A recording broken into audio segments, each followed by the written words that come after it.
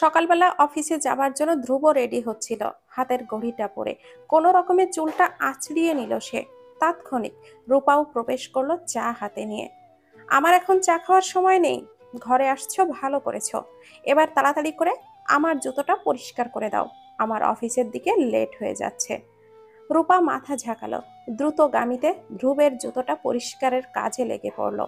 জুতো জোড়া পরিষ্কার হয়ে এলেই ধ্রুবের সামনে রাখলো, হালকা শুকনো কেশে বলল, এই নিন, হয়ে গেছে। ধ্রুব ভুরু কুচকালো, বলল, জুতোটা পরিয়ে দেবে? কে? কে আবার? তুমি? আমি? ইয়েস, ঠিক শুনেছ, তুমিই পরিয়ে দিবা। নাও, দেরি না করে জলদি জলদি পরিয়ে দাও। জি জি। ধ্রুবকে জুতো জোড়া পরিয়ে দিল রূপা। ধ্রুব বলে উঠল, এখনো জুতা পরিষ্কার করতে পারো না? তাহলে পারোটা কি তুমি? রূপা নিশ্চুপ দাঁড়িয়ে আছে। এমন ভাবে মুখ বুজে না দাঁড়িয়ে থেকে ডান পায়ের জুতোটা দেখো, ময়লা লেগে আছে এখনো, ওইটা পরিষ্কার করো। রূপা বাম হাতটা মেঝেতে ভর দিয়ে রাখলো, আর অন্য হাত দিয়ে ধ্রুবের জুতোটা পরিষ্কার করতে লাগলো। পরিষ্কার হয়ে এলেই ধ্রুব রূপার বাম হাতের ওপরে পা রাখলো। রূপা আহ বলে চেঁচিয়ে উঠলেই ধ্রুব চট জলদি ওর হাতের উপর থেকেই পাটা সরিয়ে নিল। বলল, ও সরি সরি, ফ্লোরে তোমার হাত রাখা ছিল, আমি তো খেয়ালই করি নাই। ইস, খুব লেগেছে তাই না? রূপা আর কিছুই বলছে না, চোখ বেয়ে টপ টপ করে পানি পড়ছে। ধ্রুব সেই দিকে ভ্রুক্ষেপ করলো না, বলল, হাতে মলম বা বরফ লাগিয়ে নিও, ব্যথা সেরে যাবে। এখন তাহলে আমি যাই। Again sorry. ধ্রুব চলে গেল। এদিকে রূপার হাতের ব্যথায় চিনচিন করছে, কোনো মতেই হাতটা নাড়াতে পারছে না সে। রূপা উঠে দাঁড়ালো, বেড সাইডের ড্রয়ার থেকে ফার্স্ট এইড বক্সটা বের করলো, কিন্তু দুর্ভাগ্যবশত হাজারো খুঁজেও মলম খুঁজে পেল না। এখন কি উপায়? তাৎক্ষণিক রূপার মনে পড়লো বরফের কথা। বেশ কিছু সময় পর রূপা নিচে নামলো। ফারজানাকে কোনো মতে বুঝতে দেওয়া যাবে না। সে আর যাই হোক, তিনি যদি কোনোভাবে জানতে পারেন যে ধ্রুব তার সাথে অত্যাচার করে, তাহলে তিনি খুবই কষ্ট পাবেন। রূপা চায় না তার জন্য মা কষ্ট পান এবং তাদের মা ছেলের সম্পর্কটা বিচ্ছিন্ন হোক। রূপা প্রথমে উকি মারল, ফারজানাকে দেখতে না পেয়ে স্বস্তি পেল। খুব সাবধানে ফ্রিজটা খুলল, কয়েক টুকরো বরফ আঁচলে বেঁধে নিল। এরপর সিঁড়ির দিকে পা বাড়ালো। কয়েক সিঁড়ি পা বাড়াতেই কারোর হাসির আওয়াজ ভেসে আসলো ওর কানে। সিঁড়ি বেয়ে ওপরে উঠতেই নীলুর ঘর চোখে বাঁধল তার। কয়েক মুহূর্তের জন্য থমকে দাঁড়ালো সে। নীলু এমন হেসে হেসে কার সাথে কথা বলছে? দরজাটা হালকা বন্ধ রাখা, টান দিলেই খুলে যাবে। রূপা কৌতূহল বশত দরজাটা ধীরে ধীরে খুব সাবধানে 3 আঙ্গুলের মতো ফাঁকা করলো। দেখলো নীলু উবুড় হয়ে পাটা নাচাচ্ছে আর হেসে হেসে কারোর সাথে কথা বলছে, কিন্তু কি বলছে শোনা যাচ্ছে না। এমন ভাবে মেয়েটা কার সাথে কথা বলছে? নীলু কারোর সাথে প্রেম প্রেম করছে না তো আবার? রূপা এবার কান পাতলো, ভালোভাবে শোনা না গেলেও কিছু কথা সে শুনতে পেল। কি? আজই দেখা করতে হবে? ওপাশ থেকে কি কথা বলছে শোনা যাচ্ছে না। আজ দেখা করা অসম্ভব, বললাম তো, আজ দেখা করা সম্ভব নয়। উফ, আচ্ছা ঠিক আছে, আসবো। কখন দেখা করবা? কি, এক্ষুনি? না, এই মুহূর্তে আসতে পারবো না আমি, আর মাও আসতে দেবে না আমাকে। তুমি পাগল হলে নাকি?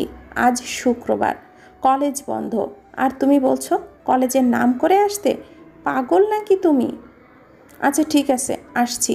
গিয়েই আগে তোমার মাথাটা ফাটাবো আমি, তোমাকে খুব দেখতে ইচ্ছে করছে। ঢং, কত কিছু। রূপা এটুকু শুনেই বুঝল নীলু কোনো একটা ছেলের সাথে দেখা করতে যাচ্ছে। এই মেয়ে প্রেম করে আর সে কখনো বুঝতেও পারেনি।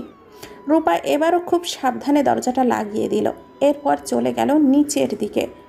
রূপা চুলায় ভাত বসিয়ে দিয়েছে, আর অন্য চুলায় বেগুনের তরকারি।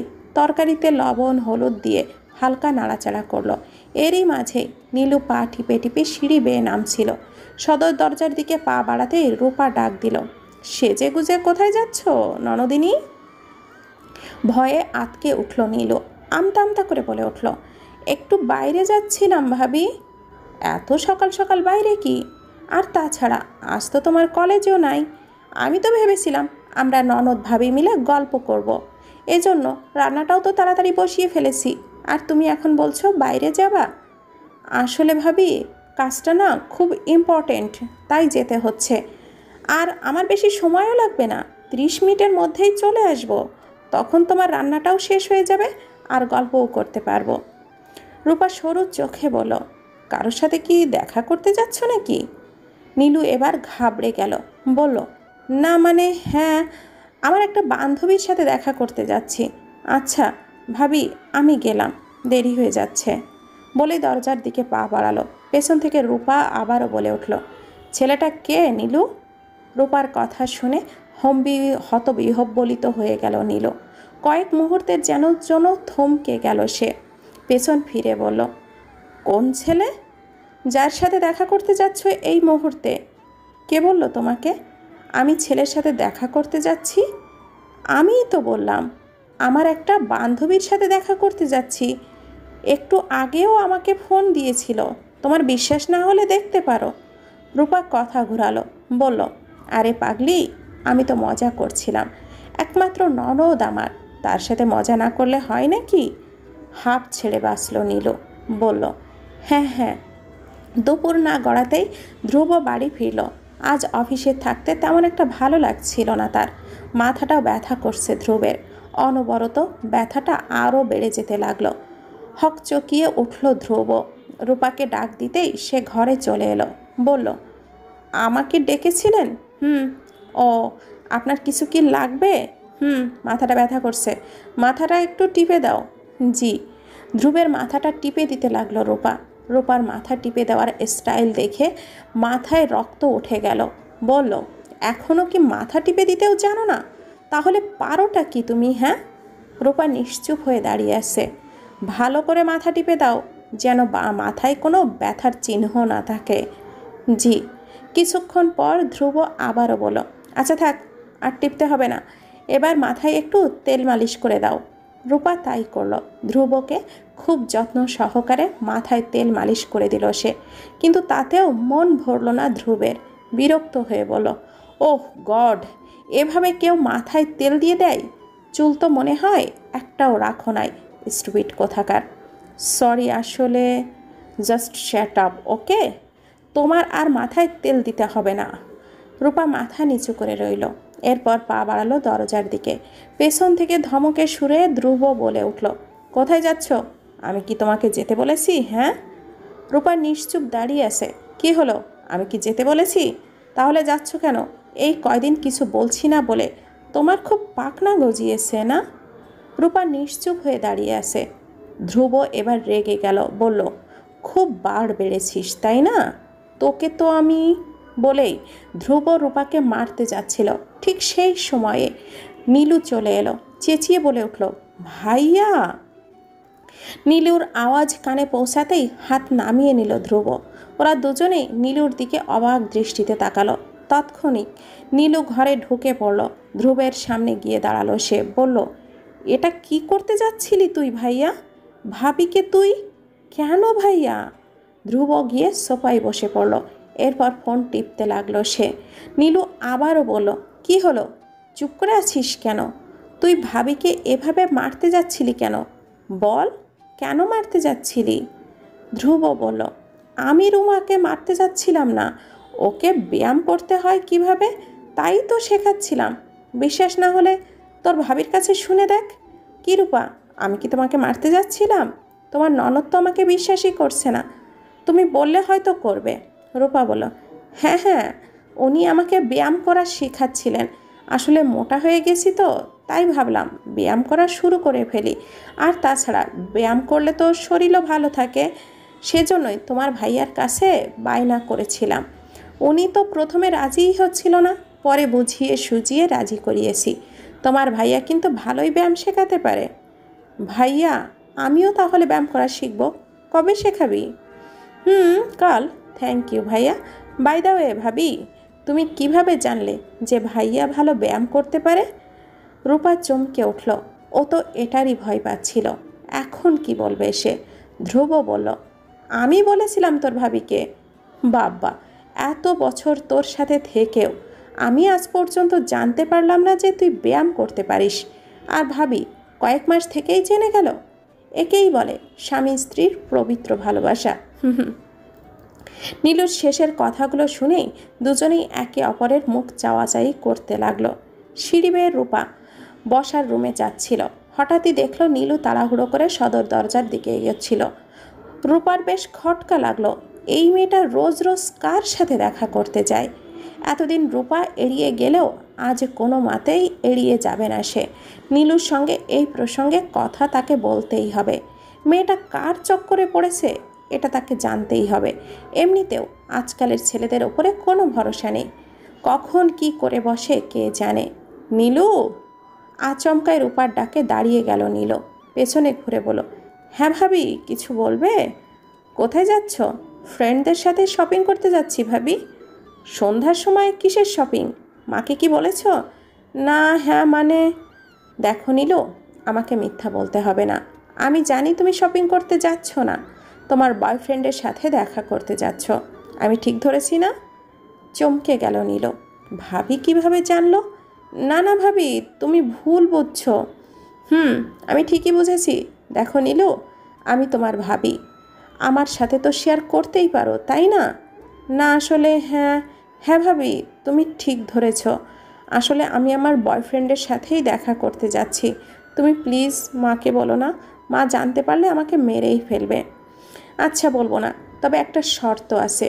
কি শর্ত? এই ভর সন্ধ্যায় তুমি বাইরে যেতে পারবে না। আজকালকার দিনের কথা ভালো না, আর সেই ছেলেটাও ভালো কি না তারও তো কোনো নিশ্চয়তা নেই। ভালো হলে অন্তত তোমাকে এই সন্ধ্যার সময় দেখা করার কথা বলতো না। ভাবি, তুমি তাকে না দেখলে বিশ্বাস করতে পারবে না। সে খুব ভালো ছেলে, আর আমাকে খুব রেসপেক্টও করে। সে রেসপেক্ট করে তা না হয় বুঝলাম, কিন্তু ওই ছেলেটা তোমার সাথে কিছু করবে না তার কি গ্যারান্টি? আজ না হয় তোমাকে সে রেসপেক্ট করে, কিন্তু এই রেসপেক্টটা কতদিন থাকবে? আজ কাল না হয় পরশু, তারপর? ভাবি, তুমি ওকে ভুল বুঝছো। ও খুব ভালো ছেলে। নাম কি ছেলেটার? শরৎ। কোথায় থাকে? রাজশাহী। অবাক হলো রূপা, বলল রাজশাহী? এত দূর থেকে ঢাকায় এসে ছেলেটা তোমার সাথে দেখা করে? না না, ও তো ঢাকাতেই থাকে, আর রাজশাহীতে ওদের নিজস্ব বাড়ি, সেখানে ওর বাবা মারা থাকেন। ও ভাবি, এবার তো আমাকে যেতে দাও, আমি না গেলে ও রাগ করবে। নীলু, আমি কি বলেছি তুমি শোনো নাই? ভাবি, 20 মিনিটেরই তো ব্যাপার, আমি ওর সাথে জাস্ট দেখা করেই চলে আসব। তুমি প্লিজ বাধা দিও না। তুমি মনে হয় আমার কথা শুনতে পাও নাই। আমি বলেছি না এখন দেখা করা যাবে না? তাছাড়া এখন বাইরে রাত নেমে গেছে, একা একা বাইরে বাইরে যাওয়াটা ঠিক হবে না। ঘরে যাও বলছি, কাল দেখা করো। ভাবি প্লিজ। রূপা ধমকের সুরেই বলো, নীলু, কি বলেছি বোঝো নাই? আমাকে কি এখন মাকে ডাকতে হবে? বিরক্ত হলো নীলু, বলল, ওকে যাচ্ছি। হ্যাপি? রূপা মা, এই কফিটা ধ্রুবকে দিয়ে আয় তো, ছেলেটার খুব শখ করেছে আমার হাতের কফি খেতে। আপনি কষ্ট করে বানাতে গেলেন কেন মা? আমাকে তো অন্তত ডাকতে পারতেন, আমি বানিয়ে দিতাম। ফারজানা মুচকি হাসলেন, বললেন, আরে সমস্যা নাই, ছেলেটা আমার কাছে অনেক দিন পর একটা আবদার করেছিল, আমি কি সেটা ফেলে দিতে পারি নাকি? কিছুক্ষণ চুপ থেকে আবারও বলেন, এখন দেরি করিস না মা, কফিটা ঠান্ডা হয়ে গেলে ও রাগ করবে, তাড়াতাড়ি যা। জি। রূপা সিঁড়ি বেয়ে ধ্রুবের ঘরের দিকে গেল। ঘরে গিয়ে দেখতে পেল ধ্রুবও নেই, বোধহয় বাথরুমে গেছে। রূপা কফির মগটা টেবিলের উপরে রেখে চলে এলো বসার ঘরে। কিছুক্ষণ পর ওপর থেকে ধ্রুবের গলার স্বর ভেসে এলো। ধ্রুব তার ঘর থেকে মা মা বলে ডেকেই যাচ্ছে। এক পর্যায়ে ধ্রুবের চিল্লাচিল্লিতে সবাই বসার ঘরে জড়ো হলো। মা, ভাইয়ার কি হয়েছে? এমন চেঁচামেচি করছে কেন? কি জানাই? রূপা, তুই কি কিছু জানিস? না মা, আমি তো একটু আগেই ওনার রুমে গিয়েছিলাম। উনি রুমে ছিল না, হয়তো বাথরুমে ছিল, তাই ওনাকে না পেয়ে আমি কফির মগটা টেবিলের ওপরে রেখে চলে এসেছিলাম। আর তাছাড়া ঘরের ভেতরে সব কিছুই তো ঠিকঠাকই ছিল। তাহলে আচ্ছা, আমি গিয়ে দেখছি কি হয়েছে। ফারজানা ওপরে চলে গেলেন, তার সাথে রূপা নীলুও গেল। ধ্রুবকে ডেকে ফারজানা বললেন, কি হয়েছে বাবা, এমনভাবে ডাকছিস কেন? মা, এখানে কফি রেখেছে কে? কেন, কি হয়েছে? টেবিলের ওপরে আমার কিছু ইম্পর্ট্যান্ট ফাইল রেখে বাথরুমে হাত মুখ ধুতে গিয়েছিলাম। বাইরে এসেই দেখি ফাইলের ওপরে কফি পড়ে ভিজে ছপছপে হয়ে গেছে একেবারে। আমি দিন রাত এক করে ফাইলটা তৈরি করেছি। সবাই চুপ করে দাঁড়িয়ে আছে। অপরদিকে রূপা ভয়ে চুপসে গেছে একেবারে। কফিটা ফাইলের ওপরে কিভাবে পড়লো? সে তো ঠিকভাবেই রেখে গিয়েছিল।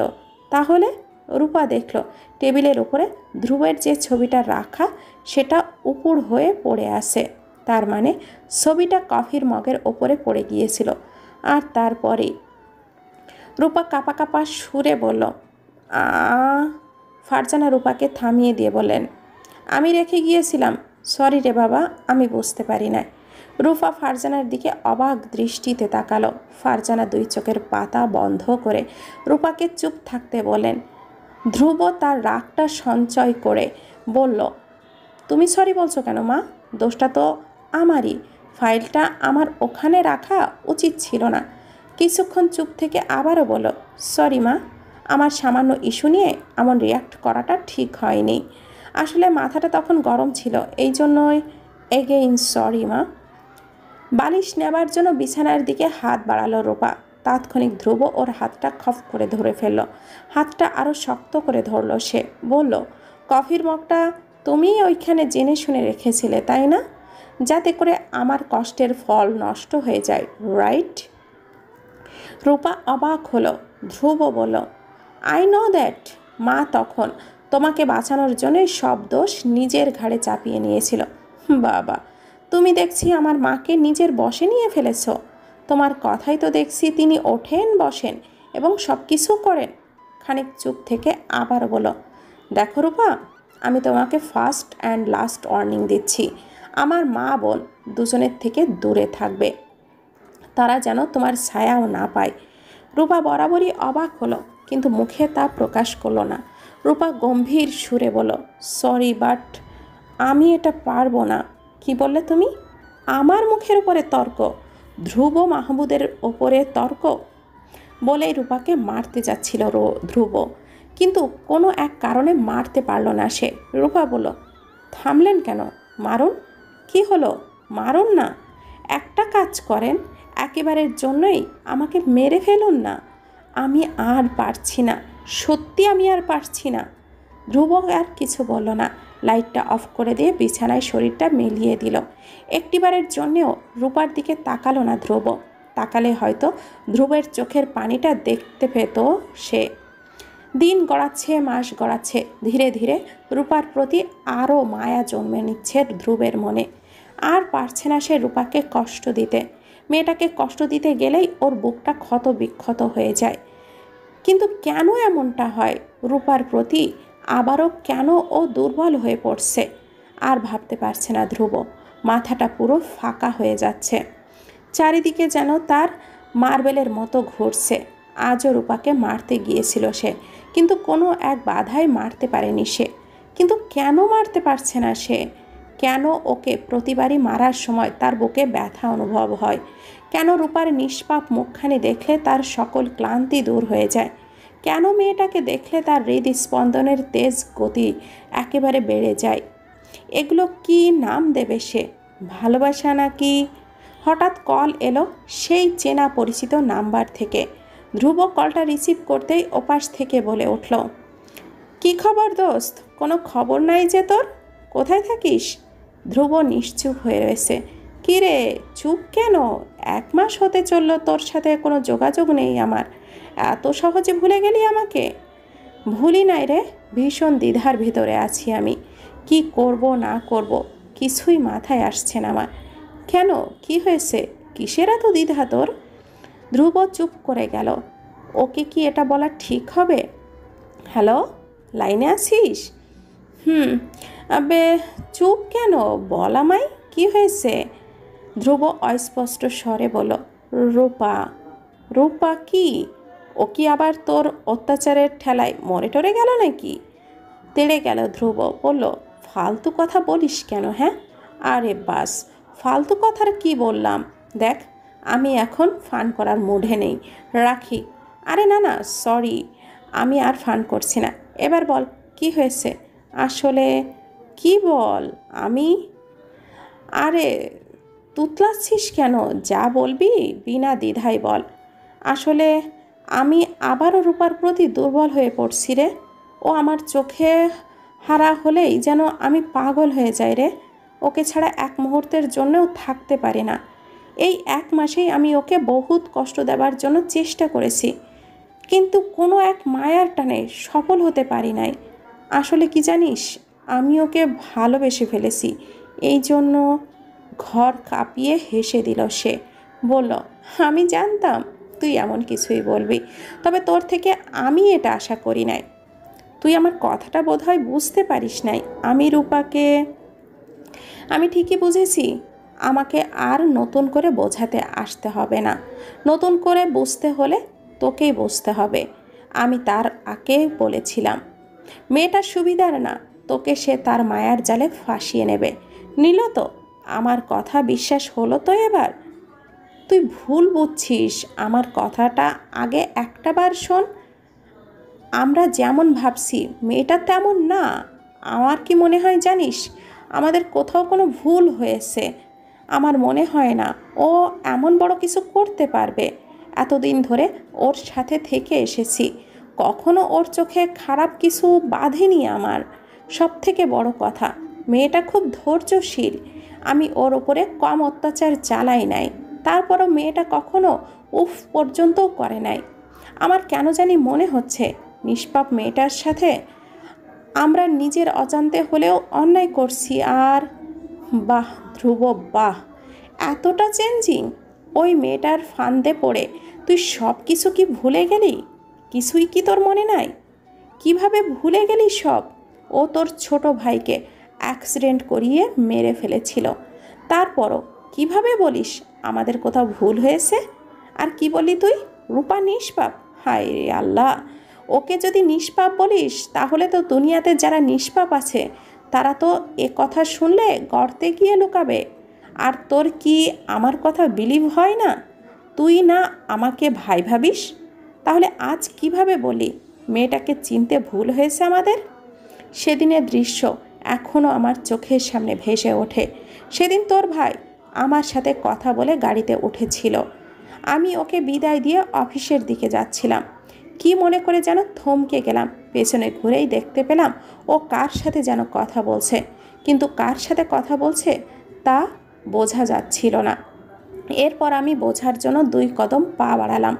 স্পষ্ট দেখতে পাই সে একটা মেয়ের সাথে কথা বলছে। ওদের দেখে মনে হচ্ছিল ওরা কোনো এক কারণে ঝগড়া করছে। কিছুক্ষণ পর মেয়েটা চলে যায়। তোর ভাইও গাড়িতে উঠে বসে। পাশেই আঙ্কেলও ছিল। গাড়ি স্টার্ট দিলেই আমি অফিসের ভেতরে চলে যাই। কিছুক্ষণ পর আমার একটা ম্যানেজার এসে বলে অফিসের সামনে নাকি বড় একটা অ্যাক্সিডেন্ট হয়েছে।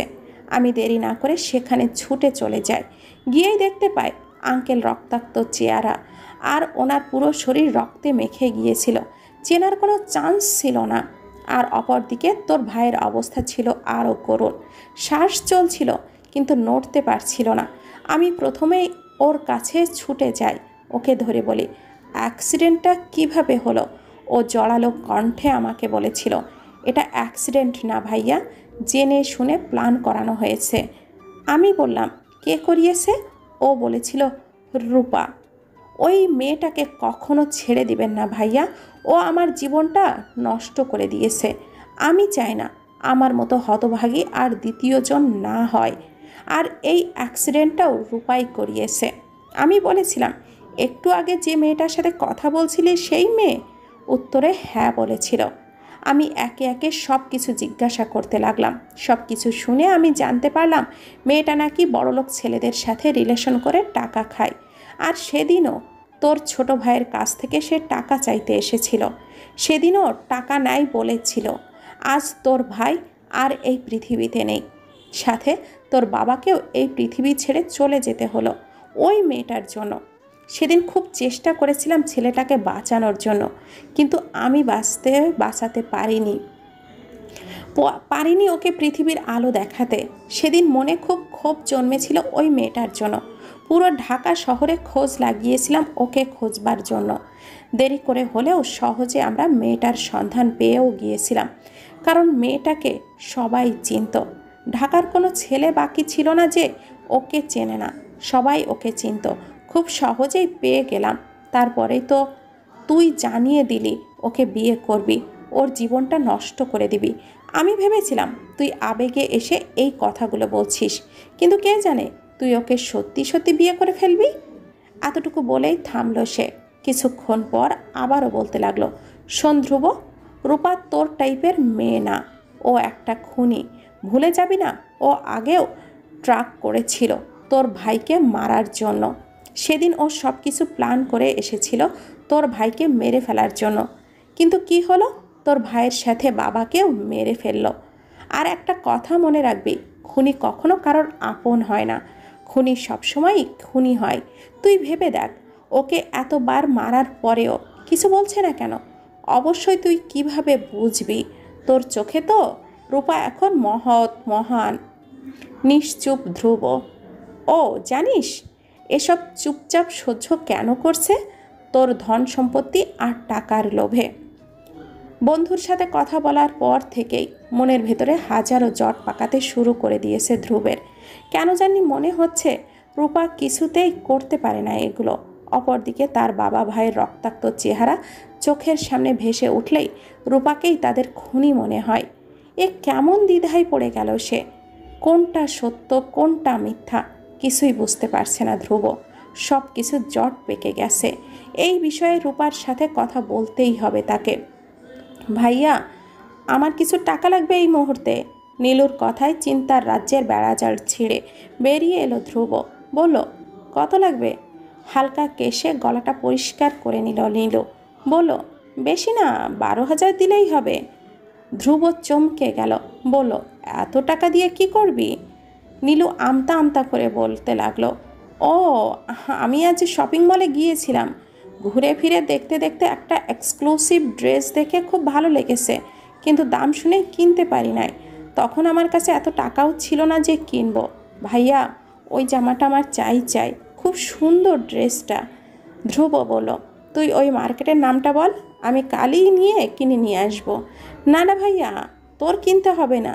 না মানে আমি কাল ফ্রেন্ডদের সাথে কিনতে যাব বলে ঠিক করে এসেছি। এখন কাল ওদের সাথে না গেলে রাগ করবে না? ও, তাহলে তুই গিয়েই কিনে নিয়ে আসিস। এই নে টাকাটা। নীলু টাকা পেয়ে খুশিতে গদগদ হয়ে গেল। থ্যাংক ইউ ভাইয়া। হ্যালো, টাকা ম্যানেজ করা হয়ে গেছে? রিয়েলি? এতগুলো টাকা পেলে? ভাইয়ার থেকে নিয়েছি, বলেছি আমি একটা ড্রেস কিনবো, তাই টাকাটা লাগবে। ও গ্রেট, ইউ আর এ জিনিয়ার্স নীলু। সত্যি তোমার কোনো তুলনা হয় না। I know that. সরি গো জান, আমার জন্য তোমাকে আজ তোমার ভাইকে মিথ্যা বলতে হয়েছে। I am really very sorry. সত্যি টাকাগুলো আমার খুব দরকার, কারণ আমি তো একটা মধ্যবিত্ত ঘরের ছেলে, এটা তো তুমি ভালোভাবেই জানো। মা বাবার একমাত্র ছেলে আমি, তাদের সব কিছু আমাকেই দেখতে হয়। আর 12,000 টাকাগুলো তাদের জন্যই তোমার কাছ থেকে নেওয়া। এখন আপাতত অফিস থেকে তেমন টাকা পাই না, 2-3 হাজারের মতো পাই। আর তা দিয়ে আমাদের সংসারটা টেনে টুনে খুব কঠিন হয়ে পড়ে চালানো। বাবাকে হসপিটালে ভর্তি করাতে হবে। ডক্টর বলেছেন বাবার নাকি হার্টে ছিদ্র হয়ে গিয়েছে, যত দ্রুত সম্ভব অপারেশন করাতে হবে। কিন্তু টাকার অভাবে কিছুই করতে পারছি না। ডক্টর বলেছেন বেশি দেরি হয়ে গেলে বাবাকে আর। বলেই থামলো শরৎ। নীলু বলল, কত টাকা লাগবে বলো, আমি আমার সর্বোচ্চটা দিয়ে তোমাকে হেল্প করার চেষ্টা করব। শরৎ বলল, না নীলু, তুমি আমাকে অনেক হেল্প করেছো, আর না, এবারও হেল্প করার একটা সুযোগ দাও প্লিজ। বলো না, অপারেশন করতে কত টাকা লাগবে? শরৎ দীর্ঘশ্বাস ফেলে বলল, এই 1.5 লাখ। ও তুমি চিন্তা করো না, আমি যেভাবেই হোক ম্যানেজ করে ফেলবো। নীলু বলল, কাল তুমি আঙ্কেলকে হসপিটালে ভর্তি করাবে, আর টাকা নিয়ে একদমই টেনশন করতে হবে না তোমার, সবটা আমি সামলে নেব। তুমি শুধু কালই আঙ্কেলকে হসপিটালে ভর্তি করাবে, ওকে? এখন বাই, খুব ঘুম পাচ্ছে আমার, তুমিও ঘুমিয়ে পড়ো। Good night. শরৎকে কিছু বলার সুযোগ না দিয়েই কলটা কেটে দিল নীলু। মোবাইলটা বিছানার উপরে ফেলে দিয়ে আলমারির দিকে এগোলো সে। আলমারির উপরেই চাবি রাখা ছিল, সেখান থেকে চাবিটা পেড়ে আলমারিটা খুলে ফেলল নীলু। আলমারির ভেতরে ড্রয়ারটা খুলতেই গহনা নজরে আসলো তার। বাবা মারা যাওয়ার আগেই ভবিষ্যতের কথা চিন্তা করে গহনাগুলো বানিয়ে রেখেছিল নীলুর জন্য। মেয়ের বিয়েতে যেন কোনো কমতি না হয়, এটা ভেবেই তিনি নীলুর জন্য সব কিছু রেখে গিয়েছেন। গহনাগুলো আলমারি থেকে বের করে বুকে জড়ালো নীলু। ফুপিয়ে কেঁদে উঠল সে। বাবার শেষ স্মৃতি ছিল এই গহনাগুলো। নীলু বারান্দায় গিয়ে দাঁড়ালো। দূর আকাশের সব থেকে জ্বলজ্বল করা তারার দিকে তাকিয়ে কাঁদতে কাঁদতে বলল, সরি বাবা, আমি তোমার শেষ অবলম্বনটিও নিজের কাছে রাখতে পারলাম না। তবে আমি জানি বাবা, তুমি আমার উপরে রাগ করনি। তুমি আমার উপরে রাগ করে থাকতেই পারো না। মনে আছে বাবা, তুমি না আমাকে সবসময় বলতে বিপদে আপদে অসহায় মানুষদের পাশে দাঁড়াতে? আমি সেটাই করছি বাবা। বাবা বলো, আমি ঠিক করছি না? হ্যাঁ বাবা, তুমি ঠিকই বলেছ। তোমার মেয়ে এখন বুদ্ধিমতী হয়ে গিয়েছে। মাও সবসময় এটাই বলে। জানো বাবা, মা প্রতিদিন রাতেই তোমার কথা মনে করে কাঁদে। সবার সামনে না, যখন সবাই ঘুমিয়ে পড়ে তখনই মা কাঁদে। বাবা, এটা কাউকে বলবে না, ওকে? এটা কিন্তু সিক্রেট। এটুকু বলেই থামলো নীলু।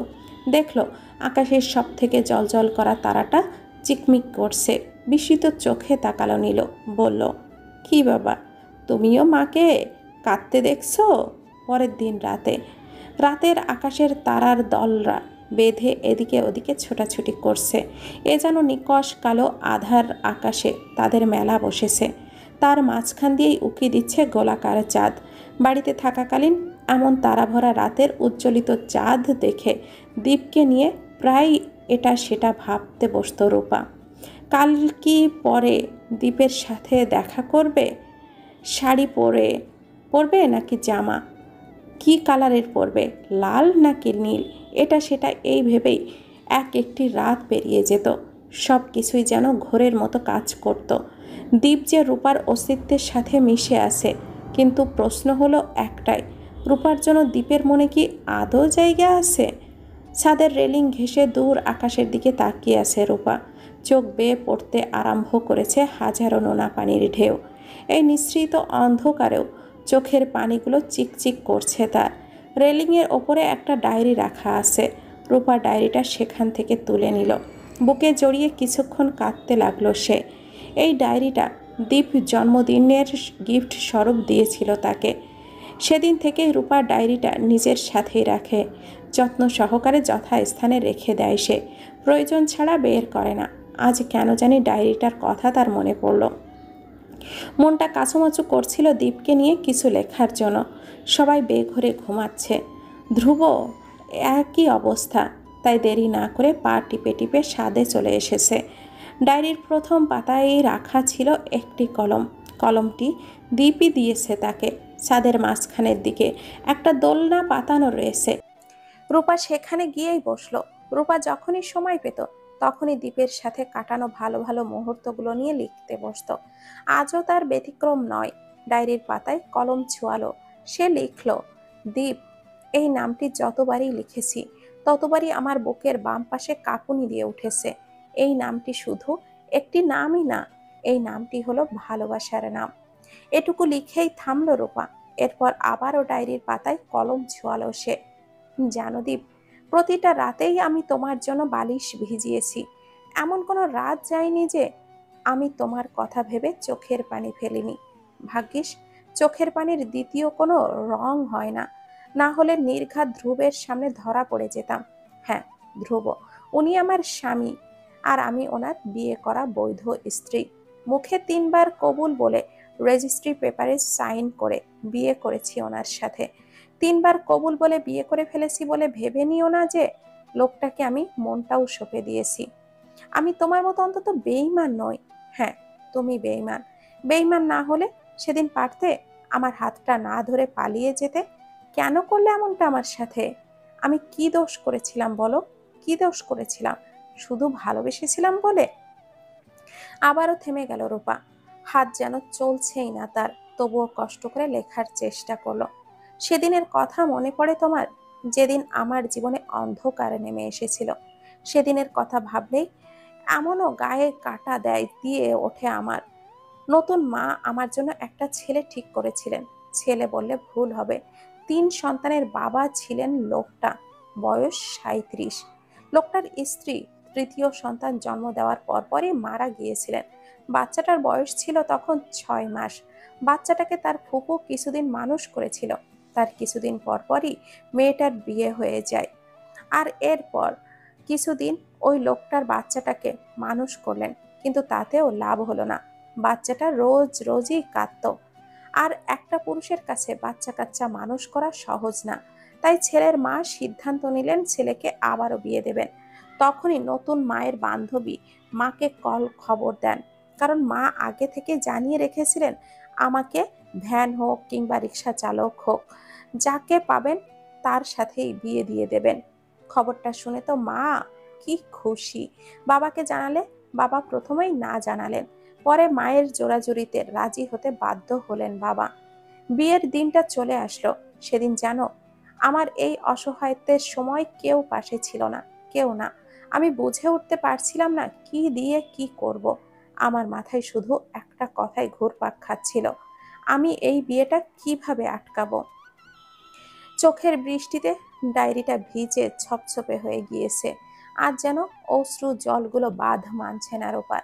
তারপরও বিনা দ্বিধায় লিখতে লাগলো সে। আজ যে মনের কথাগুলো তাকে লিখতেই হবে। ঘূর্ণিঝড় হলে যেমন সবকিছু ঘুরতে থাকে, তেমনি সেদিন আমার মাথাটাও একই ন্যায় ঘুরছিল। সবকিছু যেন সেদিন শূন্য লাগছিল। এরপর যখন কাজিনদের মুখে বর এসেছে শুনতে পেলাম, তখন যেন মনে হচ্ছিল কেউ আমার আত্মাটাকে কেড়ে নিয়েছে। আমার মনে হচ্ছিল এই নরক থেকে বাঁচার একটাই উপায়, সুইসাইড। কিন্তু আমার ভাবনার ওপর পানি ঢেলে দিয়ে সেই মুহূর্তে তুমি ফোন দিয়েছিলে, আশ্বাস দিয়েছিলে আমাকে নিয়ে দূরে অজানায় পালিয়ে যাবে। সেদিন জানো, তোমার এই একটি কথায় আমার আত্মাটা ফিরে এসেছিল। মনে হচ্ছিল আমার মতো ভাগ্যবান ব্যক্তি এই পৃথিবীতে আর দুটো নেই। সেদিন তোমার কথায় আমি লোক ভর্তি ঘরের ভিতর দিয়ে পালিয়ে গিয়েছিলাম। তখন আমার সবকিছু যেন ঘোর ঘোর লাগছিল। মনে হচ্ছিল এই বুঝি তোমাকে পেতে চলেছি। কিন্তু যখন গিয়ে দেখলাম তুমি রাস্তার আশেপাশেও নেই, তখন মনের ভেতরে ভয় জাগতে শুরু করলো। ভাবলাম এই বুঝি তোমাকে হারিয়ে ফেলেছি। হলোও সেটাই। কিন্তু আমি তখনও দমে যাইনি। ঠাই হয়ে সেখানেই দাঁড়িয়েছিলাম তোমার জন্য। খানিকক্ষণ পর যখন জানতে পারলাম আমাকে সবাই খোঁজাখুঁজি করছে, তখন আর দাঁড়াতে পারলাম না। নিজের সবটুকু বল দিয়ে ছুটতে লাগলাম। কোথায় যাচ্ছি, কোথায় থাকবো, তখন কিছুই মাথায় আসছিল না আমার। আমি শুধু একটা কথাই ভাবছিলাম, আমাকে পালাতে হবে, দ্বীপের জন্য হলেও আমাকে পালাতে হবে। সেদিন জানো, আমি আর দৌড়াতে পারিনি। মাঝ রাস্তায় এসে হোঁচট খেয়ে নিচে পড়ে যায়। আর একটু হলেই অ্যাক্সিডেন্ট করতাম। তার আগে রিহান, তোমার ছোট ভাই, আমাকে বাঁচিয়ে নেয়। এরপর সে আমাকে আমার বান্ধবী তৃষাদের বাসাতে নিয়ে যায়। রিহানের প্রতি আমি খুবই কৃতজ্ঞ। ও আমাকে কম হেল্প করেনি। ছেলেটার সাথে তারপর থেকে আর দেখাও হয়নি।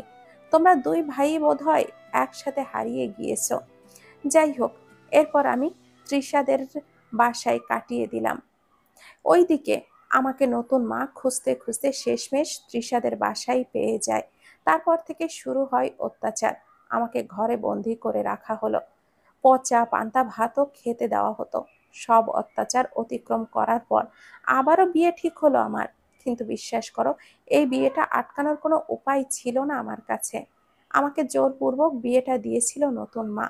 এরপরও আমি দমে যাইনি। পালাবার জন্য বহুবার চেষ্টা করেছি, কিন্তু সফল হতে পারিনি।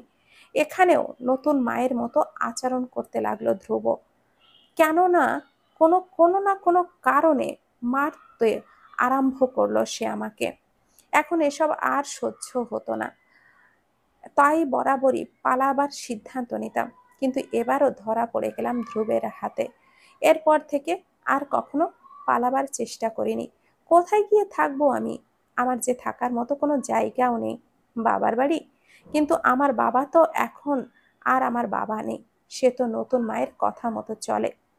আর নতুন মা তো আমাকে ওই বাড়ির এক পাও রাখতে দেবে না। থাকা তো দূরে থাক, আমার এখন থাকার জায়গা একটাই। তবে তুমি যতদিন না আমার কাছে ফিরে আসবে, ঠিক ততদিনই আমি আজীবন তোমার জন্য এভাবেই অপেক্ষা করব।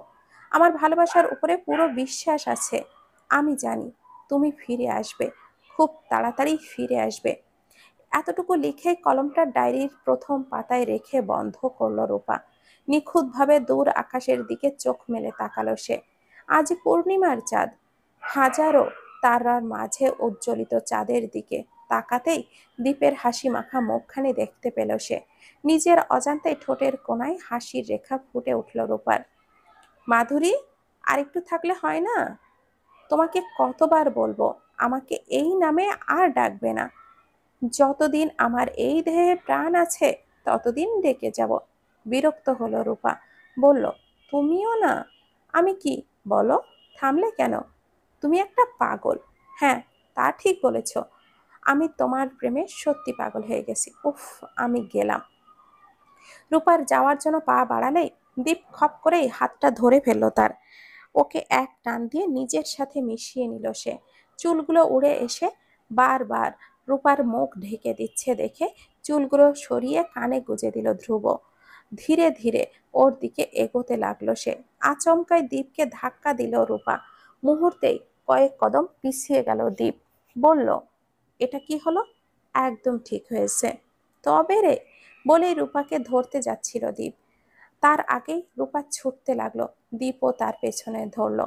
চেঁচিয়ে বলতে লাগলো, সেদিন তো কুকুরগুলোর হাত থেকে বাঁচিয়েছিলাম তোমাকে, আজ আমার হাত থেকে তোমাকে কে বাঁচাবে মাধুরী?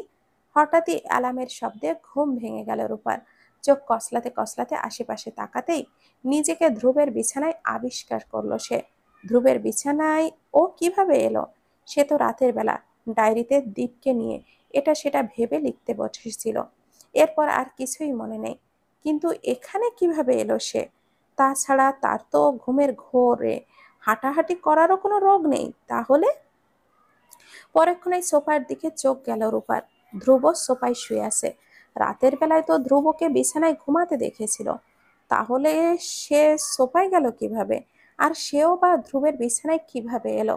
মুহূর্তেই সবকিছু পরিষ্কার হয়ে গেল। তোর তার মনেই ধ্রুব তাকে এখানে নিয়ে এসেছে। কিন্তু ধ্রুব কিভাবে বুঝলো যে ও ছাদে ছিল?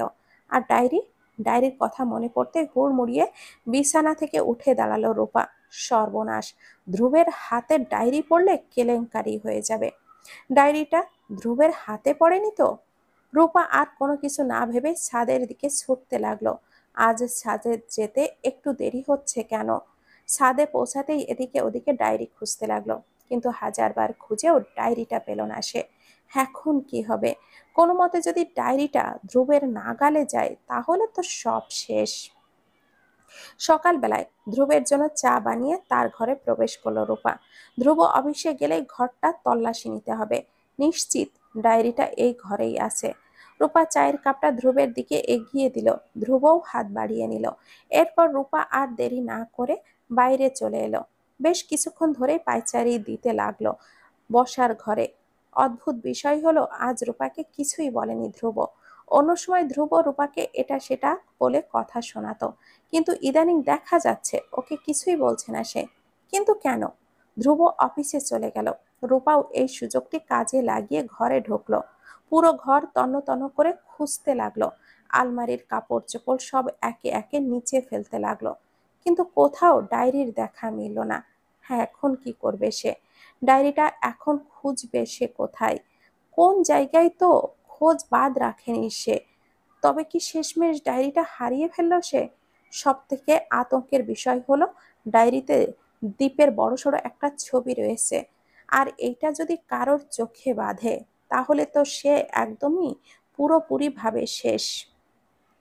সবেমাত্র গোসলটা সেরে বাথরুম থেকে বের হলো নীল। চুল বেয়ে টপ টপ করে পানি পড়ছে। আজ খুব আয়েশ করে চুলে শ্যাম্পু করেছে সে। কিন্তু দুঃখের ব্যাপার হলো, শ্যাম্পুটা দেওয়ার সময় ইদানিং খুব চুল পড়তে আরম্ভ করছে তার।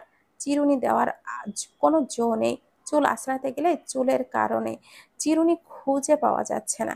কি একটা মারাত্মক অবস্থায় পড়তে হচ্ছে তাকে। আর কিছুদিন এভাবে গেলে বোধহয় ন্যাড়া হয়ে যাবে সে। মাথা থেকে টাওয়েলটা খুলেই নীলু দেখতে পেল বেশ খানিকটা চুল উঠে এসেছে। চোখ দুটো ছলছল করে উঠল তার। কতটা কষ্ট করে চুলগুলো বড় এবং ঘন করেছে সে। আর এখন ফোন বেজে উঠল নীলুর। সাত সকালে আবারও কে ফোন দিল। বিরক্ত হয়ে ফোনের কাছে যেতেই ঠোঁটের মৃদু হাসি ফুটে উঠল তার। শরৎ ফোন করেছে। নীলু কলটা রিসিভ করতেই শরৎ বলে উঠল, এত সময় কোথায় ছিলে? কখন থেকে ফোন দিচ্ছি। সরি, আমি গোসল করছিলাম। আচ্ছা, সমস্যা নাই। এবার থেকে যেখানে যাবে ফোনটা সাথে করে নিয়ে যাবে। বাথরুমেও ফোন নিয়ে যেতে হবে? হ্যাঁ যাবে, সমস্যা কি? না মানে, আচ্ছা এসব বাদ দাও, আজ বলো কখন দেখা করবে। রোজ রোজ দেখা করাটা কি আমাদের ঠিক হচ্ছে? ও, তার মানে তুমি আসবে না, রাইট? আরে রাগ করছো কেন? আমি কি বলেছি আসবো না? বলো কোথায় আসতে হবে। শিউলিপুরে একটা নতুন রেস্টুরেন্ট বানানো হয়েছে, ওখানেই এসো। এত দূর? দূর কোথায়, কাছেই তো। কিন্তু আমি তো চিনি না, শুধু নামই শুনেছি। ও আচ্ছা, আজ কি তোমার কলেজ আছে? হ্যাঁ আছে। কয়টায় ছুটি দেয়? দুইটায়। কেন? ও গ্রেট। কলেজ শেষে আমাকে ফোন দিও, আমি এসেই তোমাকে পিক করে নিয়ে যাব। ওকে, লাভ ইউ। মুচকি হাসলো নীলু, বলল লাভ ইউ টু। কলেজ শেষে ক্লাস থেকে বেরিয়ে শরতের নাম্বারে কল দিল নীলু। প্রথম কলেই রিসিভ করলো না শরৎ। দ্বিতীয়বার কল দিতে রিসিভ হলো ওপাশ থেকে। হ্যালো, তুমি কোথায়? এই তো কলেজের কাছাকাছি চলে এসেছি, তাড়াতাড়ি আসো প্লিজ। অনেকক্ষণ ধরে ওয়েট করছি, আসছি। Just 2 minute baby. শরৎ 2 মিনিটের ভেতরে চলে এলো। নীলুকে বাইকে বসার জন্য ইশারা করতেই উঠে বসলো সে। রেস্টুরেন্টের সামনে পৌঁছাতেই নীলু বলল, আঙ্কেল এখন কেমন আছেন? আল্লাহর রহমতে এখন বেশ ভালোই আছে। মোটামুটি এখন কথা বলতে পারে। ডক্টর বলেছেন বাবার পুরোপুরি সুস্থ হতে হলে 6 মাস সময় লাগবে। কয়টা মেডিসিনের নামও লিখে দিয়েছে, কিন্তু কিন্তু কি? মেডিসিনগুলোর দাম খুব বেশি। আমার কাছে কেনার মতো অত টাকাও নেই। কি যে কি কিনবো। যেগুলো একটু কম দামের সেগুলোই শুধু কিনেছি। দামিগুলো কেনার মতো সামর্থ্য আমার নেই। ডক্টর বলেছেন ঠিকমতো বাবাকে মেডিসিন না খাওয়ালে বড় ধরনের বিপদ হতে পারে। আর বলেছেন বাবাকে বাঁচানোর সম্ভাবনা খুবই কম হতে পারে। এখন আমি কি করব বলো? আমি যে এখন নিরুপায় হয়ে পড়েছি। এখন হাতে আমার এক পয়সাও কানাকড়ি নেই। কি দিয়ে যে কি করব বুঝে উঠতে পারছি না। শরৎ থেমে গিয়ে আবারও বলল, তবে সমস্যা নেই, আমি কোনো একভাবে টাকা ম্যানেজ করে ফেলবো। আমি থাকতে তোমার টাকার টেনশন কিসের? আজই গিয়ে আঙ্কেলের জন্য মেডিসিন কিনে আনবে, আমি বিকাশ করে টাকা পাঠিয়ে দিব। বলেই চুপ করে রইল নীলু। শরৎ বলল, হুম, আচ্ছা এসব বাদ দাও তো, পরে দেখা যাবে। এখন বলো রেস্টুরেন্টটা কেমন লাগলো? এতক্ষণে খেয়াল হলো নীলুর। কথা বলতে বলতে কখন যে রেস্টুরেন্টে এসে বসেছে টেরই পায়নি। আশেপাশের দিকে ঘুরে ফিরে তাকাতেই দেখতে পেল সে আর শরৎ ছাড়া এই রেস্টুরেন্টে আর কেউই নেই। এছাড়া কেমন জানি অন্ধকার টাইপের রেস্টুরেন্ট। নীলু বলল, এটা আবার কোন ধরনের রেস্টুরেন্ট? পুরো রেস্টুরেন্টই তো দেখছি একদমই ফাঁকা। তার উপর দিয়ে অন্ধকার টাইপের তো আছেই। বাট আমি বুঝতে পারছি না তুমি সামান্য দেখা করার জন্য আমাকে এই রেস্টুরেন্টে কেন নিয়ে এসেছো? আরে বাবা, এই রেস্টুরেন্টটা আমি তোমার আর আমার জন্য স্পেশালি ভাবে বুক করেছি, বুঝলে? আমরা এখানে নিরিবিলি কিছু সময় একসাথে থাকবো বলে। আর যেহেতু বুকিং করেছি, সেহেতু এখানে অন্য কারো না থাকারই কথা। সরি, বাট আমি আর এক মুহূর্ত এখানে থাকতে পারবো না। কেন? এখানে থাকলে তোমার সমস্যা কোথায়? শরৎ প্লিজ বোঝার চেষ্টা করো। এখানে আমার কেমন জানি লাগছে। প্লিজ আমাকে এখান থেকে নিয়ে চলো। দেখো নীলু, এবার কিন্তু আমার রাগ হচ্ছে। সব সময় তুমি সব কিছুতেই বাড়াবাড়ি করো। তোমার সাথে পার্কে দেখা করলে দোষ, রাস্তায় দেখা করলে দোষ, এখানে দেখা করলে দোষ, ওখানে দেখা করলে দোষ। এই দেখে ফেলবে সেই দেখে ফেলবে বলে বলে আমার মাথাটাই নষ্ট করে দিয়েছো তুমি। প্রতিনিয়ত তুমি দেখা করার সময় মুখে লম্বা লম্বা ঘোমটা দিয়ে রাখো। আচ্ছা, আমাকে কি ভাবো তুমি? আমি কি মানুষ নই? আমার কি ইচ্ছা করে না তোমার সাথে নিরিবিলি দুদণ্ড কথা বলতে, ক্লোজ হতে? আমি তোমাকে ভালোবাসি, এটা কেন বোঝো না? আচ্ছা সমস্যা নেই, আর কখনো তোমাকে আর দেখা করার কথা বলবো না। সরি, আমারই ভুল হয়ে গেছে। চলো তোমাকে বাসায় দিয়ে আসি। বলেই উঠে যাচ্ছিল শরৎ। নীলু ওর হাতটা ধরে থামালো, বলল, সরি। রাগ করছো কেন? প্লিজ রাগ করো না, সরি বললাম তো। নীলু, হাত ছাড়ো, আর বাসায় চলো, দেরি হয়ে যাচ্ছে। না, আগে বলো। আমার উপরে রাগ করনি? নিশ্চুপ রয়েছে। প্লিজ কিছু বলো। আচ্ছা, আমি আর যাওয়ার কথা বলবো না, তোমার সাথেই থাকবো, গল্প করবো। এবার তো কিছু বলো। সিরিয়াসলি বলছো তো? হুম। রাতের বেলায় বারান্দায় রেলিং ধরে এক ধ্যানে আকাশের দিকে তাকিয়ে আছে নীল। চোখ বেয়ে অনবরত পানি পড়ছে তার। আজকে বড্ড ভুল করেছে সে শরতের সাথে রেস্টুরেন্টে যে। শরৎ বলেছিল সে শুধু নীলুর সাথে একান্তভাবে কথা বলবে বলে এই রেস্টুরেন্টটা বুকিং করেছে, কিন্তু কথা বলতে বলতে নীলুর শরীরের বিভিন্ন জায়গায় হাত দিয়েছিল শরৎ। বারণ দেওয়ার শর্তেও শরৎ নীলুর অনেকটা কাছে চলে এসেছে। শরতের ছোঁয়া পেয়ে নীলুও নিজেকে সামলাতে পারেনি। নিজেকে নিজের কাছে ছোট লাগছে নীলুর। আজ অনেকটা ক্লোজ হয়ে গিয়েছিল তারা, যা একদমই ঠিক হয়নি। আজকে থেকে শরৎকে কেন জানি অচেনা লাগছে নীলুর। আগে তো সে এমনটা ছিল না, তাহলে আজ কেন? তবে আর যাই হোক, আর কখনো শরতের সাথে কোথাও যাবে না সে। কথাগুলো ভাবতে ভাবতেই ফোনটা টুং করে বেজে উঠল নীলুর। ফোনটা অন হতেই দেখলো শরৎ মেসেজ দিয়েছে। লিখেছে, আজকের দিনটা কেমন লেগেছে বেবি? নীলু বিরক্তি নিয়ে ফোনটা বিছানায় ফেলে দিল। রাগে পুরো শরীর গজগজ করছে তার। এই দিকে শরৎ ফোন দিয়েই যাচ্ছে নীলুর নাম্বারে, কিন্তু ধরার কোনো নাম গন্ধ নেই।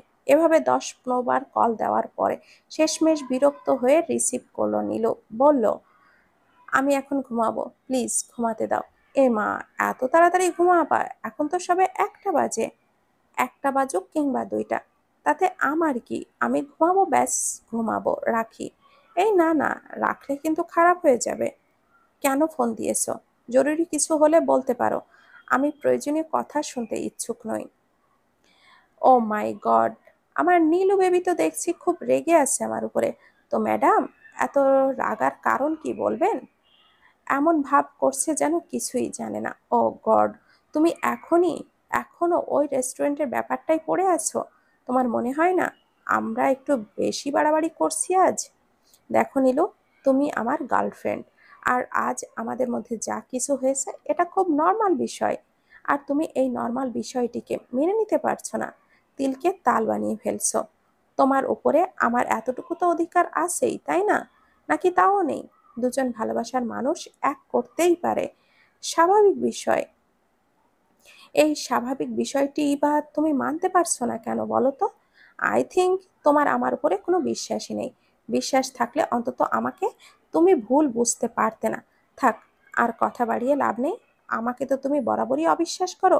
কি দরকার আমার মতো খারাপ মানুষের সাথে কথা বলে নিজের ইমেজ নষ্ট করার? যাও ঘুমাও, বাই ফর এভার। নীলুর রাগ ভেঙে গেল, করুণ সুরে বলল, সরি, সামান্য ইস্যু নিয়ে আমার এমন রিয়াক্ট করা ঠিক হয়নি। তুমি প্লিজ রাগ করো না। সরি। ইটস ওকে বেবি, তোমার উপরে আমি রাগ করতে পারি নাকি? You are a my love bird and you are a my everything.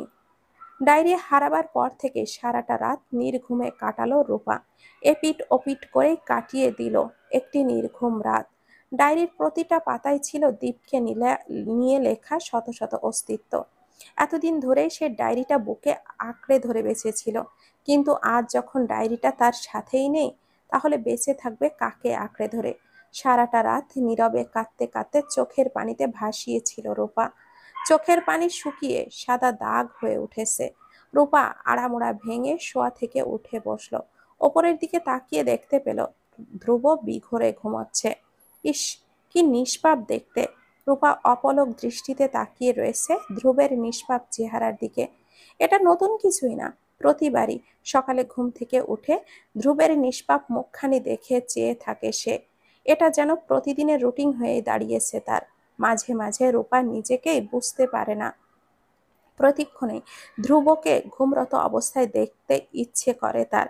এই জন্যই প্রতিটা দিন সে ধ্রুবের আগে আগে ওঠে, লোভনীয় দৃষ্টিতে তাকিয়ে থাকে ধ্রুবের দিকে। আজও তার ব্যতিক্রম নয়। ধ্রুব একটু নড়েচড়ে উঠতেই ধ্যান ভেঙে যায় রূপার। তড়িঘড়ি করে বসা থেকে উঠে দাঁড়ালো সে। এরপর অজু করার জন্য পা বাড়ালো ওয়াশরুমের দিকে।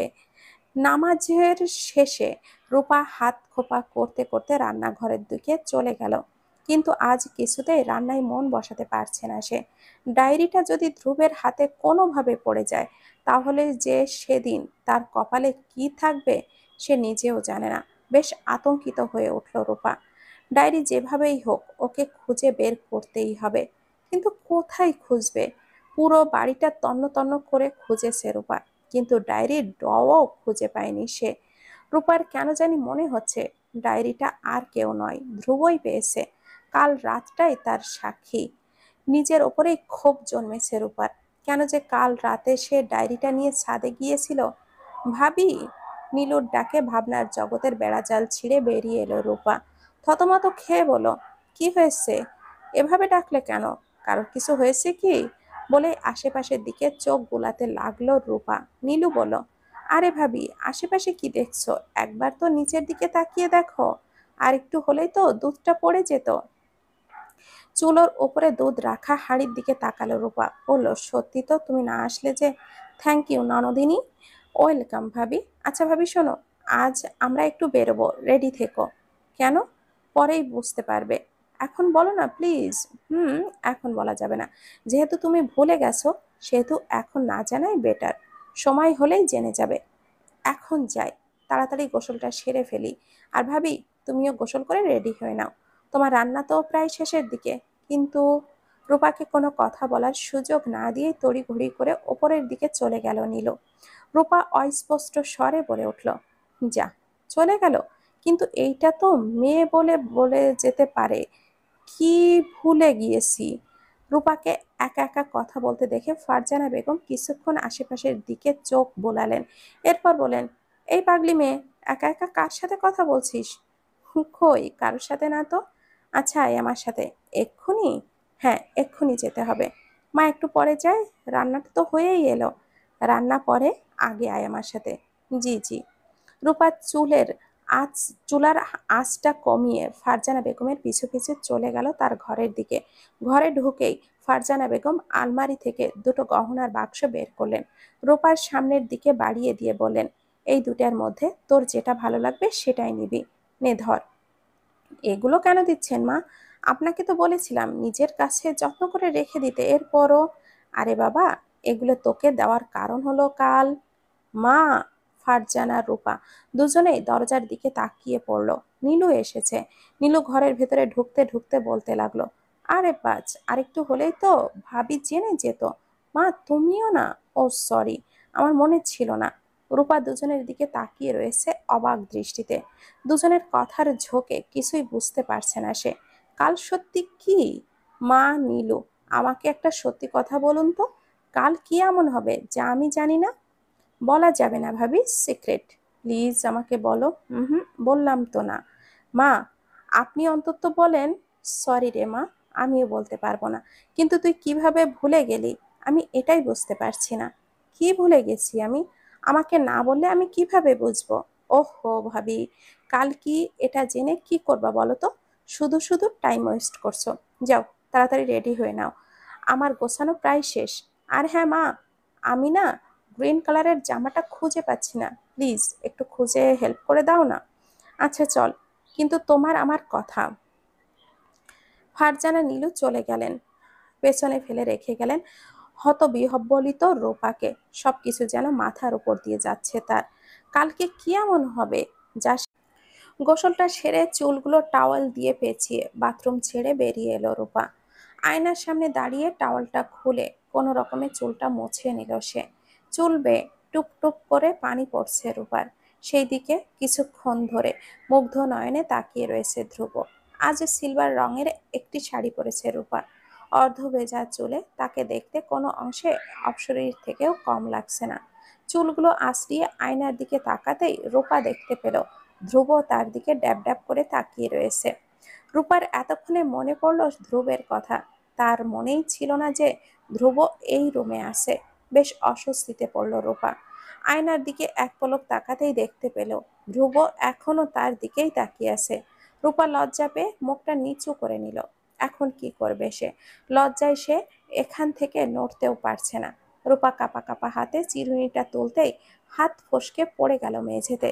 সঙ্গে সঙ্গে ধ্যান ভেঙে গেল ধ্রুবের। এরপর চোখাচোখি হয়ে গেল দুজনের। অরেঞ্জ কালারের সালোয়ার কামিজ পরে আয়নার সামনে দাঁড়িয়ে রয়েছে নীলু। আজকে নীলুকে অন্যরকম সুন্দর দেখছে। বেড সাইডের টেবিল থেকে ফোনটা উঠিয়ে কয়েকটা ছবি তুলে নিল সে। ফেসবুকে লগ ইন করে ছবিগুলো শরতের আইডিতে সেন্ড করলো নীলু। সঙ্গে সঙ্গে ছবিগুলো সিন করে ফোন দিল শরৎ।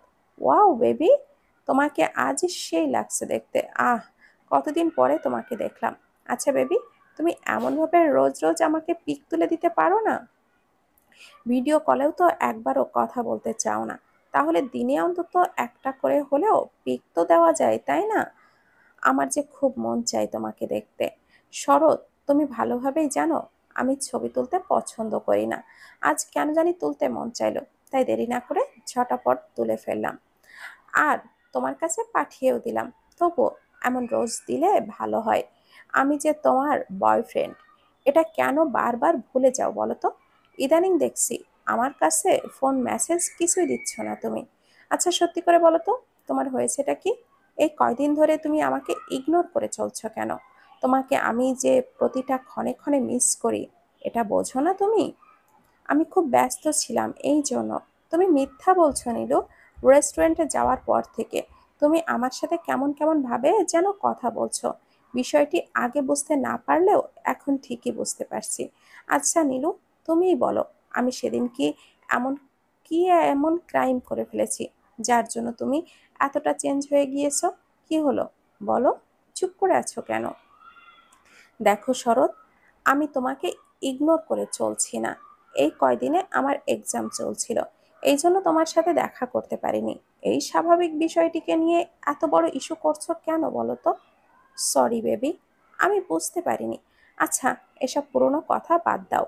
পুরনো কথা তুমি আগে তুলেছিলে। সরি জানো। আজ এত সাজুগুজু করার কারণটা কি? কোথাও যাচ্ছো? নতুন করে একটা ছেলেকে পটাবে তো, তাই আর কি সেজেছি। হ্যাঁ, ঠাসা মিথ্যা কথা। তোমার এই কথাটা শুনে আমাদের ঘর কাঁপাতে শুরু করে দিয়েছে। ঠিক আছে, আমি জানি তুমি আমাকে ছাড়া আর কারোর কথা ভাবতেও পারবে না। আর কোথায় পটানো? আহা! নীলু গাল চিবিয়ে চিবিয়ে বলো, হাসি থামাও, হাসি থামাও বলছি। কোনো রকম হাসি থামিয়ে শরৎ বলল, সরি সরি, আসলে রাখি, বাই। এ বউ, রাগ করলে নাকি? শরতের মুখ থেকে বউ কথাটি শুনে নীলু চমকে উঠল। এতদিন ধরে শরতের মুখ থেকে বউ ডাকটি শোনার জন্য বেঁচে ছিল যেন নীলু। এখন মরে গেলেও তার আত্মাটা শান্তি পাবে। নীলু অস্পষ্ট স্বরে বলল, কি বললে?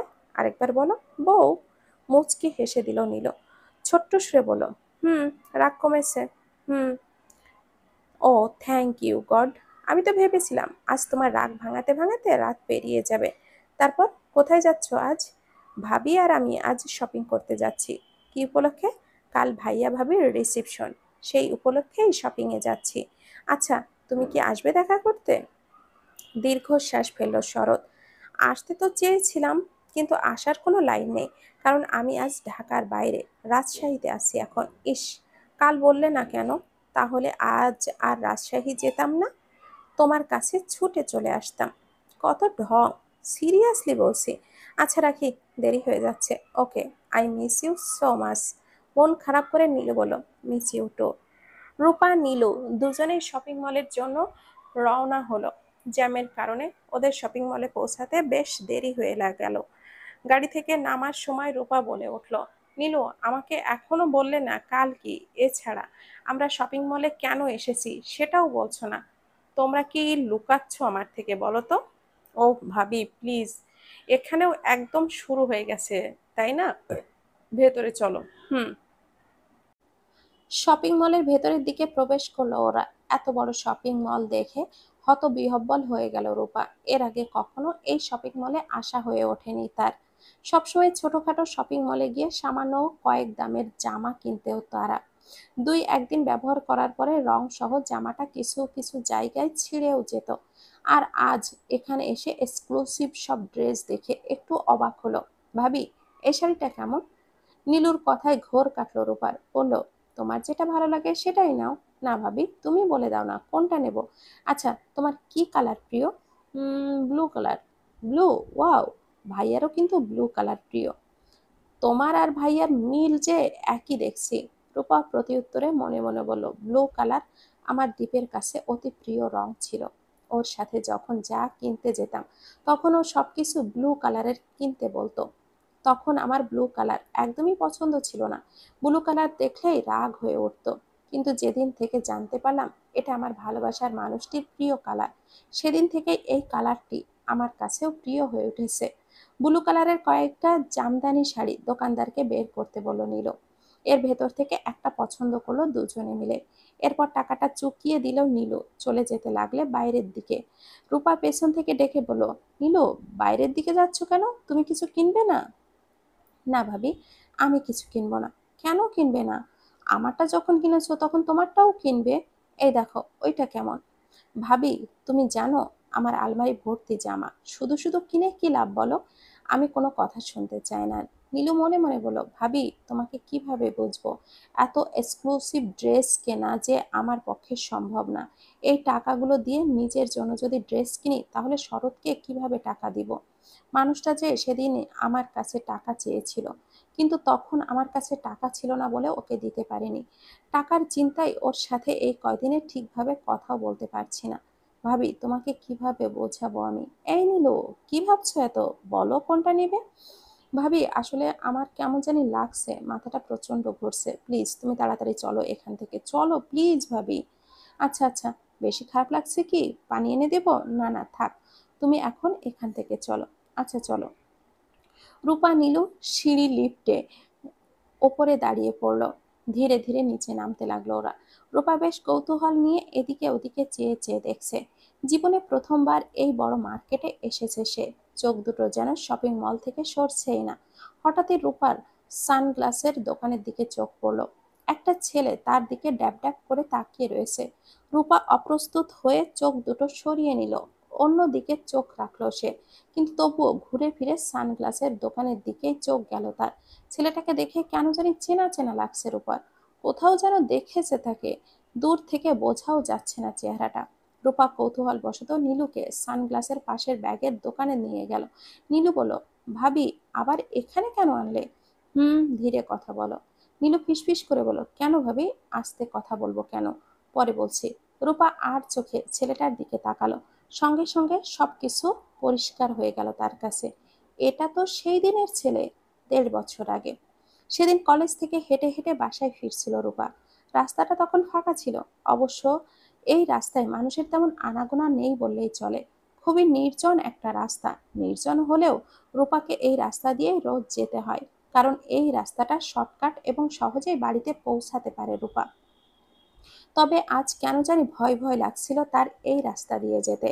আকাশে মেঘ ধরেছে, নীল, ঘোমটা কালো। মেঘটা যেন মেঘে ঢেকে গিয়েছে, পুরো রাস্তাটাই অন্ধকারে ছেয়ে গেছে একদম। রূপা ভাবছে এই মুহূর্তে দীপ যদি তার সাথে থাকতো তাহলে ভয়টা কেটে যেত। রূপা ধীর পায়ে সামনের দিকে এগোচ্ছে। কিছু দূর এগোনোর পর রূপা অনুভব করলো কেউ তার পেছনে দাঁড়িয়ে রয়েছে। রূপা থমকে দাঁড়ালো, মুচকি হাসি দিয়ে বলল, দীপ। কিন্তু পেছনে ঘুরে কাউকে দেখতে পেল না সে। নিজের মাথায় চড় বসিয়ে আবারও সামনের দিকে এগোতে লাগলো রূপা। টুকটুক করে বৃষ্টি পড়তে আরম্ভ করেছে। আস্তে আস্তে বৃষ্টির প্রবল বেগ বাড়তে থাকে। রূপা নির্জন জায়গায় পেরিয়ে গলির ভেতরে যখনই ঢুকতে যাবে পেছন থেকে একদল ছেলে এসে তার মুখটা রুমাল দিয়ে চেপে ধরল। কিছু বুঝে ওঠার আগে জ্ঞান হারিয়ে ফেলল সে। রূপার যখন জ্ঞান ফিরল তখন নিজেকে চেয়ারের সাথে হাত পা বাঁধারত অবস্থায় আবিষ্কার করলো সে। আশেপাশের দিকে তাকিয়ে দেখতে পেল পুরো ঘর জুড়ে মোমবাতি জ্বালানো। সে এখন কোথায়? সে তো বাসায় যাচ্ছিল, তাহলে এখানে কিভাবে এলো সে? আর তার হাত পাও বা কে বেঁধে রেখেছে? পুরো ব্যাপারটি বুঝতে পারায় বেশ খারাপ লাগলো, বেশ সময়ও লাগলো। তার মানে তাকে কিডন্যাপ করা হয়েছে। কিন্তু কে করলো তাকে কিডন্যাপ? হঠাৎ খট করে দরজাটা খোলার আওয়াজ শুনতে পেল রূপা। চেঁচিয়ে বলতে লাগলো, কে ওখানে? শুনছেন? আমাকে কেন এখানে এনেছেন? দড়ি খুলে দেন বলছি। কিন্তু প্রতি উত্তরে কারোর কোনো কিছুই বলল না। রূপা বরাবরই ভয়ে থরথর করে কাঁপছে। এখান থেকে কি পালাবার কোনো উপায় নেই? অন্ধকারের মিশ্রণে মোমবাতির মৃদু আলোয় একটা লোককে দেখতে পেল রূপা। ভয়ে পাটা জমে গিয়েছে তার। কোনো রকম নিজেকে সামলে নিল রূপা। সে কিছু বলার আগেই লোকটা বলে উঠল, দেখেন ম্যাডাম, আপনারে এইখানে চিল্লাবার লাইগা আনা হয় নাই, চুপ কইরা বইসা থাকেন। বেশি ঠ্যাস ঠ্যাস করলে আপনার জবান বন্ধ করতে আমাকেও টাইম লাগবো না। লোকটার কথাগুলো শুনে ভয়ে পুরো শরীর বরফ হয়ে জমে গেল। এ কোন পরীক্ষায় ফেলছেন আল্লাহ তাকে। রূপা তবুও কাঁপা কাঁপা কণ্ঠে বলল, কে আপনি? আমাকে এখানে বেঁধে রেখেছেন কেন? বুঝেছি, সোজা কথায় কাম হইবে না বলেই লোকটা রূপার মুখটা বেঁধে দিল। নড়ে চড়ে উঠল রূপা। লোকটা আর কিছু না বলে দরজাটা লাগিয়ে দিয়ে চলে গেল। নিঃশব্দে কেঁদে চলেছে রূপা। গলাটা শুকিয়ে কাঠ হয়ে গিয়েছে ওর। আবার তার ওপর দিয়ে পুরো ড্রেসটা বৃষ্টির পানিতে ভিজে সপচপে হয়ে গেছে। কিছুক্ষণ পর আবারও দরজা খোলার শব্দ পেল। আবারও কে এসেছে? রূপা কৌতূহল নিয়ে দরজার দিকে দৃষ্টি নিক্ষেপ করলো। তাৎক্ষণিক দেখতে পেল কেউ একজন মোমবাতি হাতে নিয়ে তার দিকে এগিয়ে আসছে।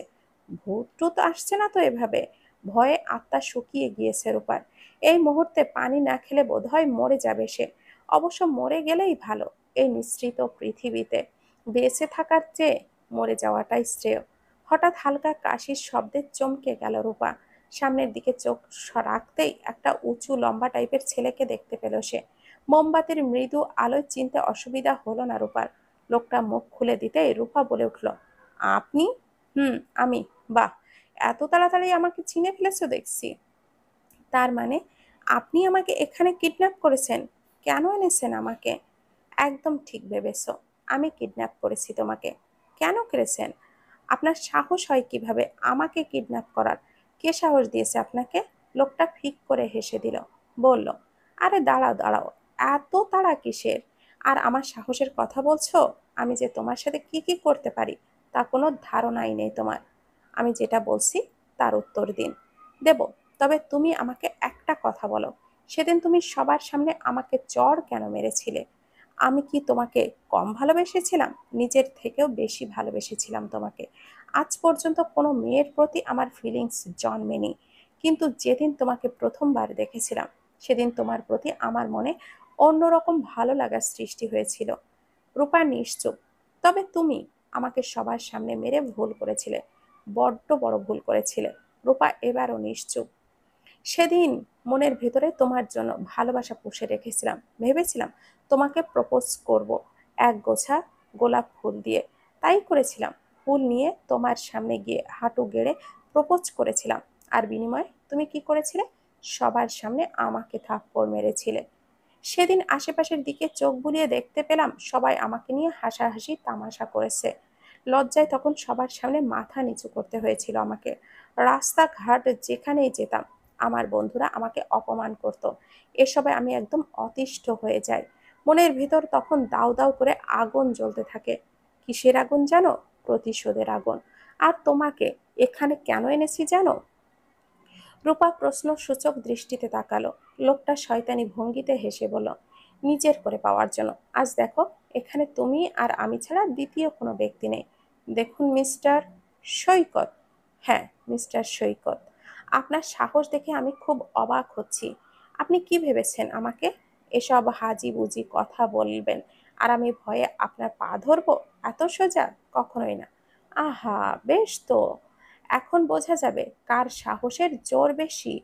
তবে একটা কথা শুনে রাখো, এসব কথা যদি লিকড হয় আর তুমি আমাকে কোনোভাবে ভাসানোর চেষ্টা করো, তাহলে কি হবে জানো? এই যে ম্যাডামের ওপর দিয়ে তাকান। সৈকতের কথা মতো রূপা উপরের দিকে তাকাতেই সিসি ক্যামেরা দেখতে পেল। আঁতকে উঠল রূপা। সৈকত বলল, আই হোপ বুঝতে পেরেছো তখন কি হবে তোমার সাথে। বলেই শয়তানি ভঙ্গিতে হাসলো সে। রূপার হাতে পায়ের বাঁধন খুলে দিল সৈকত। হ্যাচকা টানে রূপাকে নিজের সাথে মিশিয়ে নিল সে। বিশ্রীভাবে রূপার শরীরের বিভিন্ন জায়গায় হাত দিচ্ছে সৈকত। চোখ ফেটে পানি পড়ছে রূপার। এর থেকে কি বাঁচার কোনো উপায় নেই? রূপা আপ্রাণ চেষ্টা করতে লাগলো সৈকতের হাত থেকে নিজেকে ছাড়াবার জন্য, কিন্তু ওর জোরের সাথে একদমই পেরে উঠল না। মনে মনে প্রবলভাবে আল্লাহকে ডাকতে লাগলো রূপা, হে আল্লাহ, আমায় রক্ষা করুন, আমায় রক্ষা করুন মাবুদ।